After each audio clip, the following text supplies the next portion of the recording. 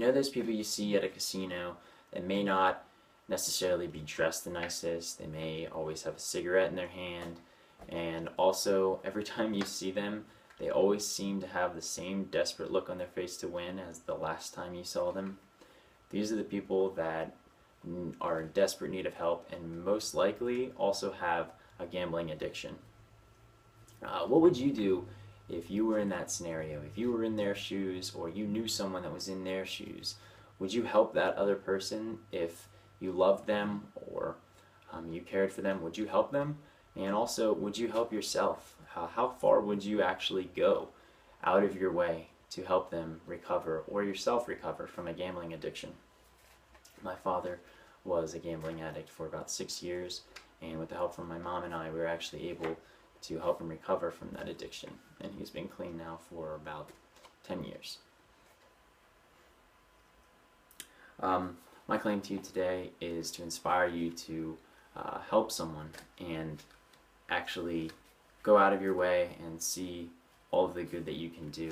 And even if you don't know them, you can go out and help them and help yourself to get over an addiction, whether it be gambling or something else, but mostly gambling for now.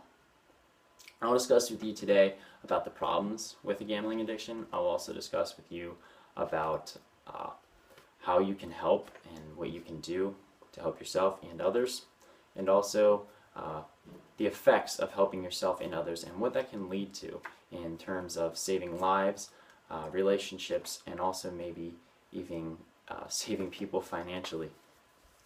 So I'm going to talk to you now about a little bit more of the problems of gambling.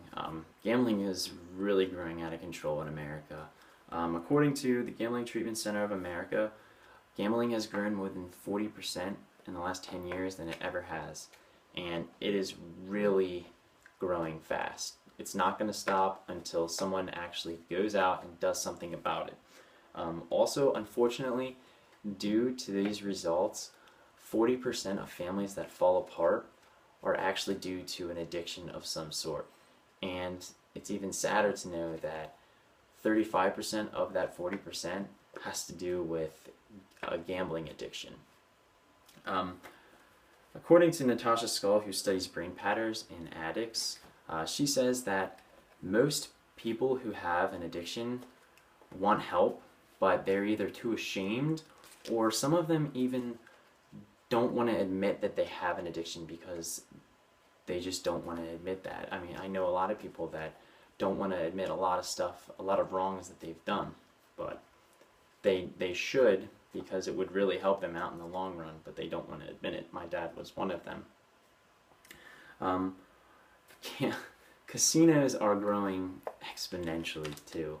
They're growing so fast, and every major city that you go to, you're most likely going to see a lot of casinos around.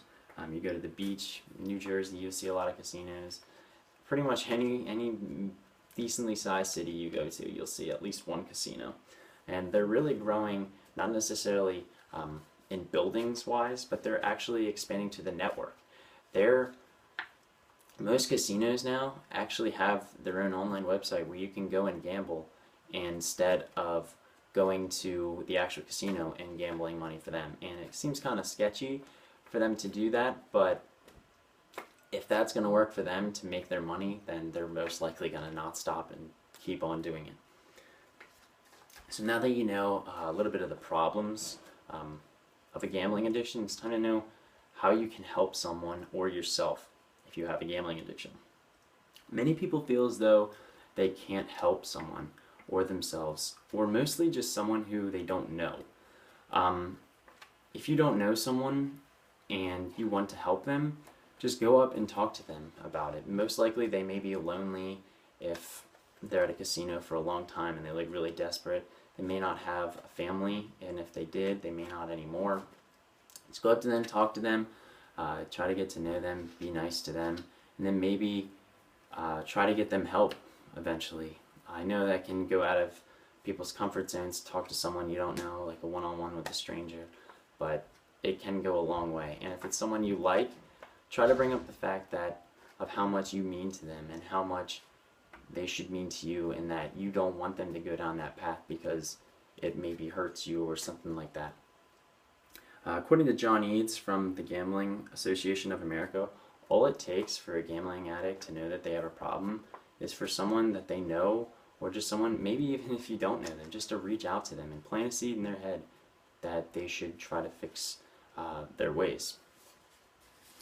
There's also other ways that they can get help. They can go to rehab centers and get help there, or you could go to a rehab center, and also you could go to a doctor, or you could suggest for them to go to a rehab center or a doctor to see why they're in the state they're in and see if they can get out of that state with medication or something along those lines.